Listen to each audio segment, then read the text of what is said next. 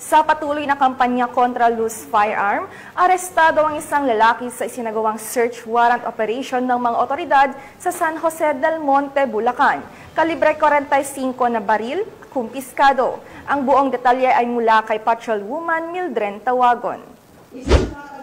Operasyon ang isinagawa ng mga tauhan ng San Jose del Monte City Police Station matapos makasamsam ng isang loose firearm sa bisa ng search warrant sa Barangay Santo Niño, lungsod ng San Jose del Monte, Bulacan. Kinilala ni Police Lieutenant Colonel Rizon M. Bagain, hepe ng San Jose del Monte City Police Station, ang naarestong sospek na si alias Ja, 42 taong gulang, dating security guard at residente ng nasabing barangay. Sa naturang operasyon, nakumpiska mula sa sospek ang isang Colt caliber 45 pistol, isang magazine, 7 bala at isang itim na sling bag.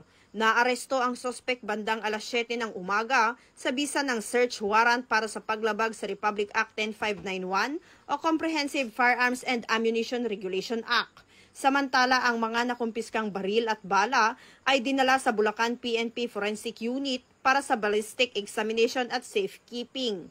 Ang matagumpay na operasyon ay bunga ng masusing investigasyon at aktibong pakikipagtulungan ng mga mamamayan bilang bahagi ng patuloy na kampanya ng Bulacan Police Provincial Office sa ilalim ng pamumuno ni Police Colonel Angel L. Garciliano, Provincial Director, laban sa mga loose firearms upang mapanatili ang kaligtasan at kapayapaan sa mga komunidad. Mula dito sa Bulacan Police Provincial Office, ako ang inyong PNN correspondent, Patrolwoman Mildred A. Tawagon, alagad ng batas, tagataguyod ng Balitang Pulis.